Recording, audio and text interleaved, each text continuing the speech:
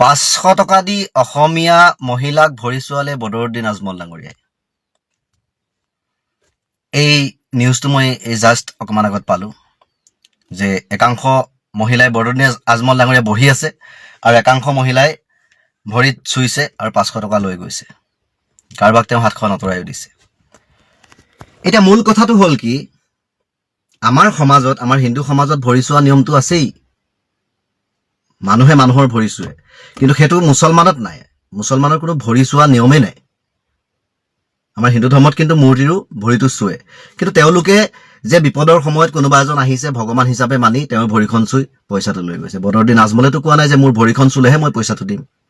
গতিকে এই সময়খিনিত তেওঁ মুছলমান হোৱাৰ কাৰণে, এই সময়খিনিত যদি কোনোবাই এজন মানে হিন্দুকৈ চিঞৰি থকা কোনোবা এজনে যদি লাখ টকাৰো সহায় কৰিলেহেঁতেন, তেওঁক বহুত ওপৰত উঠাই দিয়া হ'লহেঁতেন। কিন্তু আজি বদৰুদ্দিন আজমলে যে কোটি টকাৰ সহায় কৰা হ'ল, তেওঁ মুছলমান হ'ল, সেইকাৰণে তেওঁ ভৰিখন চুবলৈ কেতিয়াও কাকো অনুৰোধ কৰা নাই যে মোৰ ভৰিখন চুৱক, মই পইচা দিম। আৰু এটা ভিডিঅ' দেখিলো, কোনোবা এগৰাকী মানুহ দৌৰ মাৰি গৈ কেমেৰা লৈ তেল তুল মাৰি 10,000 টকা লৈ গৈছে। গতিকে সেই মানুহজন হ'ল উদাৰ মনৰ মানুহ। সেই মানুহজন হ'ল যিমান আছে মই সকলোকে দি শেষ কৰি দিম, কাৰণ মৰিলে টকা লগত লৈ যাব নোৱাৰে, তেনেকুৱা এটা মনৰ মানুহ। তেওঁ কেতিয়াও ভৰি চুবলৈ কোৱা নাই। এইটো এটা টপিক উলিয়াইছে যে বদৰুদ্দিন আজমলে 500 টকা দিছে, তাৰ বিনিময়ত ভৰি চুবলৈ দিছে।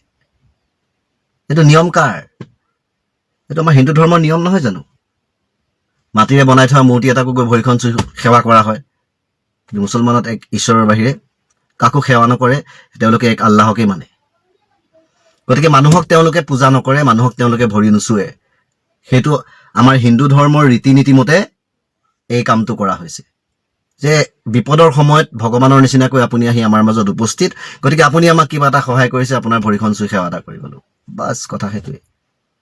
গতিকে ইয়াক লৈ বিতৰ্ক কৰাটো, ইয়াক লৈ বিতৰ্কৰ সৃষ্টি কৰা সেই সাংবাদিকতাক আচলতে ধিক্কাৰ দিছো। এনেকুৱা সাংবাদিকৰ মুখত চেণ্ডেল মাৰিব লাগে। কথা বতৰা কোনো ভালকৈ নোচোৱাকৈ কোনোবা এটাই কিবা ৰিপৰ্ট দি দিছে, বজাই দিছে। নিউজ চেনেল ঢেৰ হ'ল, গতিকে সিমানখিনি সাংবাদিকতাৰ জ্ঞান নাই। যিমানখিনি আমাৰ চেনেল বাঢ়ি গ'ল, আচলতে সিমানখিনি সাংবাদিকেই নাই অসমত। কিন্তু এনেই সাংবাদিকৰ নলেজ নথকাকৈ সাংবাদিকতা কৰাটো কিন্তু ভুল কথা। সাংবাদিক শব্দটোৰ অৰ্থ বহুত ডাঙৰ হয়, সি গণতন্ত্ৰৰ চতুৰ্থ স্তম্ভ হয়। গতিকে ইয়াক অপব্যৱহাৰ কৰাটো কিন্তু ভুল কৰিছে একাংশ নতুন সাংবাদিকে। কিছুমান অপপ্ৰচাৰ, কিছুমান মানে স্বাৰ্থত তেওঁলোকে বিক্ৰী হৈ গৈছে। নতুন চেনেল এটা খুলি কেইটকামান টকা পাই যায়, টকা পাই গ'লে তেওঁলোকে আবুল তাবুল গায়। গতিকে এইবোৰ কাণৰ তলত চৰ পৰিব। আচলতে এনেকুৱা সাংবাদিকতা কিন্তু কেতিয়াও লাইক নকৰোঁ। তো ধন্যবাদ। Justice for Zubeen Garg.